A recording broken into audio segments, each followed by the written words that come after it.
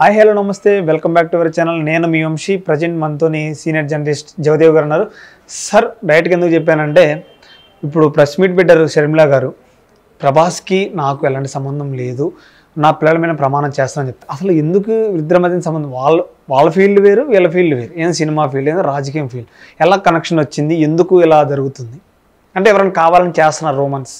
కావాలని చేసిందే కదండి.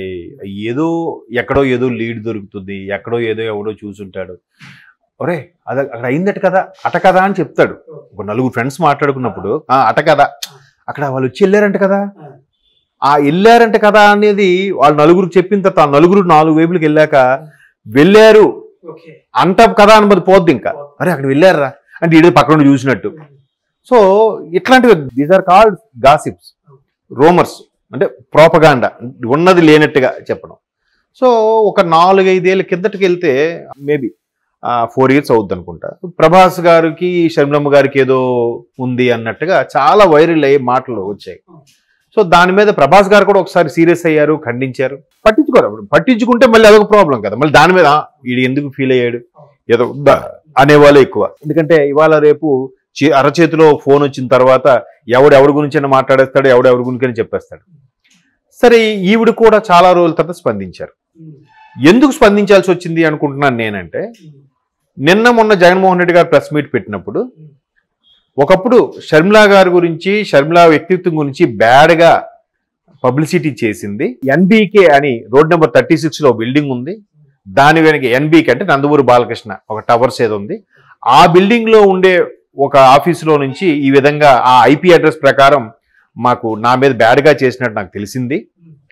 దీనికి బాధ్యతగా లోకేష్ గారు, బాలకృష్ణ గారు బాధ్యత వహించరా అని షర్మిలమ్మ గారు అప్పుడెప్పుడో అన్న వీడియోని జగన్మోహన్ రెడ్డి గారు నిన్న చూపిస్తున్నారు. ఇప్పుడు దాన్ని బేస్ చేసుకుని షర్మిలమ్మ ఏమంటున్నారు, నిజంగా చెల్లెల మీద ప్రేమ ఉంటే నువ్వు అప్పుడే ఎందుకు అడగలేదు, నువ్వు అప్పుడే ఎందుకు ప్రశ్నించలేదు, అప్పుడే ఆ ఐపీ అడ్రస్ ట్రేస్ చేసుకుని ఎందుకు మాట్లాడలేదు, అంతే కదా.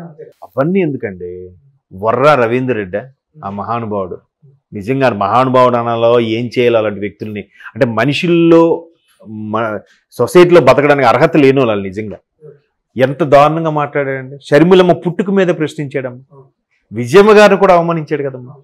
వాడిని ఒక్క వైసీపీ నాయకుడైనా, ఒక్క వైసీపీ కార్యకర్త అయినా ఖండించారమ్మా? లేదు. ఇప్పుడు ఈరోజు కూటమి ప్రభుత్వం చర్యలు తీసుకోవడానికి చేస్తే తిరిగి వాడి తరపున మాట్లాడుతున్నారు. మీ అందరికి కాదు, ముందు నన్ను అరెస్ట్ చేయండి ఎవరైనా చూస్తాను అంటే వాళ్ళందరూ రెచ్చగొట్టేలాగా మళ్ళీ మాట్లాడుతున్నారు. అంటే తల్లికి చెల్లికి అన్నా కూడా స్పందించలేదంటే పోనీ, ఇప్పుడు ఈయన ప్రమేయం లేకుండా వాడి కింద వాడెవడో ఒక వెధవ పోస్ట్ పెట్టాడు అనుకుందాం, ఈయన మీద అభిమానం కొద్ది, కానీ ఎవరే మరీ అలా ఎక్స్ట్రీమ్ లెవెల్కి వెళ్తున్నారంటే కోపం రాదా? తల్లికి చెల్లికి అంటే ఇప్పుడు ఉర్దూలో ఓల్డ్ సిటీలో కానీ ఒక వర్డ్ ఉంటుంది, తెలంగాణలో కానీ ఎల్ డాష్ అని ఎవడేనంటే ఊరుకుంటాడా?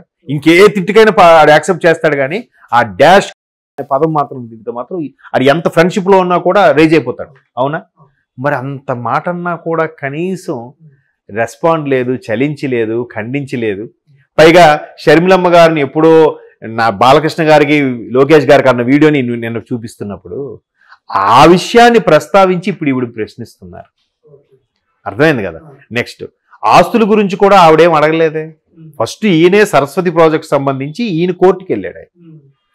కోర్టుకి వెళ్ళడం గిఫ్ట్ డీడ్ క్యాన్సిల్ చేసుకునే ప్రపోజల్లో నేషనల్ కంపెనీ ట్రిబ్యునల్ లా ఏదో NCTI ఏదో అంటారు దానికి వెళ్ళినప్పుడు ఈయన ఫస్ట్ బయట పెట్టుకున్నాడు. ఆవిడ ఎక్కడ బయట పెట్టింది?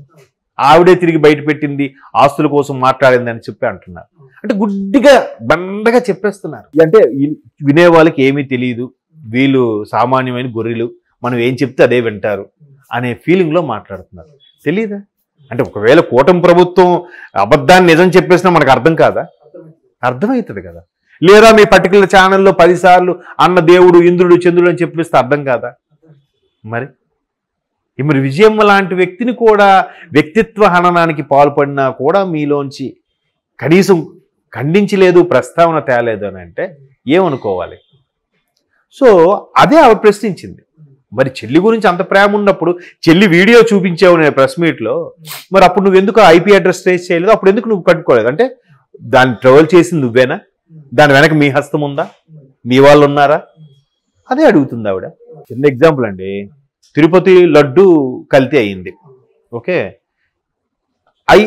ఎవడో కింద స్థాయి వెధవ కక్కుర్తి పడ్డాడు అనుకుందాం. ప్రతిదీ పైవాడు వరకు తెలియాలని లేదుగా. ఇప్పుడు మంత్రి దగ్గర పిఏ ఉంటాడు, వాడు ఏం చేస్తాడు? మంత్రి గారు పిఏ బిల్డప్ ఇచ్చి, సార్ బిజీగా ఉన్నారు బా, బిజీగా ఉన్నారు అన్న, కొద్దిగా అపాయింట్మెంట్, బిజీగా ఉన్నారా, కుదరదు మనం వెళ్ళి ఒక 1000 పెట్టాం అనుకో, అదా ఒకసారి లోపలికి చూసి వస్తాను అంటాడు. మళ్ళీ బయటకు లేదు సార్, సారు ఫోన్లో మాట్లాడతాను అన్న, చూడండి ఇంకో 1000 పెట్టాలి పాకెట్లో, ఒక నిమిషం సార్ ఫ్రీ అయినాక పిలుస్తాను అంటాడు. ఊరికి అంటే ఇదిలో పెంచుకోవాలి కదా రేటు. మళ్ళీ వచ్చిన తర్వాత బిజీగా ఉన్నారు అంటే మంత్రికి ఈ విషయాలు తెలియదు. పక్కనున్న మంది మార్బలం పిఏలు వీళ్ళు ఓవర్ యాక్షన్ చేస్తుంటారు.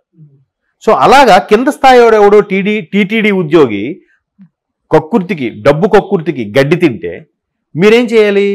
ఆడెవడో వెధవ మాకు తెలియకుండా ఇలా చేశాడు, ఆడెవడైనా సరే, ఆడు మా పార్టీ వాడా మా మతం వాడా అని కాదు, ఎవడైనా సరే తప్పు చేశాడు ఎప్పుడు వాడిని శిక్షించండి అని ఒక మాట అంటే అయిపోయిందిగా. అలా అన్నారా వీళ్ళు ఎవరైనా?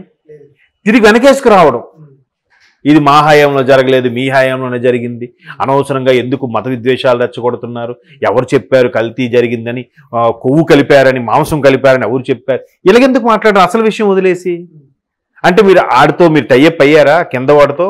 అంతే కదా. ఒక డౌట్ సార్, ఇప్పుడు అలా ఎందుకు రూమర్ అంటే ఈ ప్రభుత్వంలో జరిగింది ఎందుకన్నారంటే 100 రోజుల పాలన సరిగ్గా జరగలేదు కాబట్టి ఈ విషయం తీసుకొచ్చారని అంటున్నారు వాళ్ళు. 100 రోజుల పాలన జరగలేదు, ఈ విషయం తీసుకొచ్చారు. మరి ల్యాబ్ రిపోర్ట్లు కరెక్టా రాంగా? పోనీ నేను ఎలా అంటున్నాను, నేనేమంటున్నాను, 100 రోజుల పరిపాలన కాబట్టి ఇవన్నీ జరుగుతున్నాయి, ఆడెవడైనా సరే ఆడిని వదలొద్దు అని ఒక మాట అనొచ్చు కదా, మీరు ఎందుకు అనట్లేదు? ఇప్పుడు మన ముత్యాలమ్మ టెంపుల్ వ్యవహారమే జరిగింది. ముస్లిం లీడర్స్ అందరు కలిసి ఏంటి స్టేట్మెంట్ ఇచ్చారు? వాడు మా మతస్థుడైనా సరే, ఏ మతస్థుడైనా సరే, ఇటువంటి తప్పుకి పూనుకుంటే వాడిని వదలొద్దు, ఆడు ఎలాంటి వాడిని శిక్షించండి అని చెప్పారు. క్లియర్ కదా. అంటే వాళ్ళకి సంబంధం లేదు, వాళ్ళే ఉసుగొలిపినట్టు కాదు కదా. ఇక్కడ లేదు, ఆ కింద స్థాయిని వాళ్ళు సపోర్ట్ చేశారంటే అర్థం ఏంటి? వీళ్ళ హ్యాండ్ ఉన్నట్టేగా. ఇక్కడ కూడా అదే, పోని 100 రోజు పరిపాలన నువ్వు ప్రశ్నించవయ్యా. వాళ్ళు ఆ తిరుపతి లడ్డు అంశం ఎత్తక ముందే మీరు జనాల్లోకి వచ్చి మాట్లాడండి.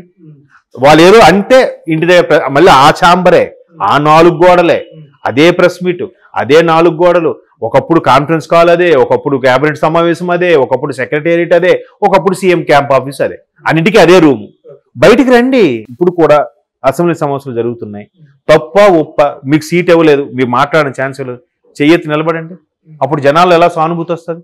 అరే అన్న వెళ్ళాడు కానీ ఎప్పుడూ ఛాన్స్ ఇవ్వట్లేదే, అన్న ఎలా ఉండేవాడు, అసలు టైగర్ లాగా ఉండేవాడు, కనీసం ఇవ్వట్లేదని ప్రజల్లో సానుభూతి పెరుగుతుంది. అలా వెళ్లకుండా అక్కడేదో అసెంబ్లీలో మాట్లాడాలని చూసేసి వెంటనే సాయంత్రం ప్రెస్ మీట్ పెట్టేసి అది కాదు ఇది అని, ఎంతసేపు ఏంటవుతుందంటే అది కాదు ఇదని డిఫెన్స్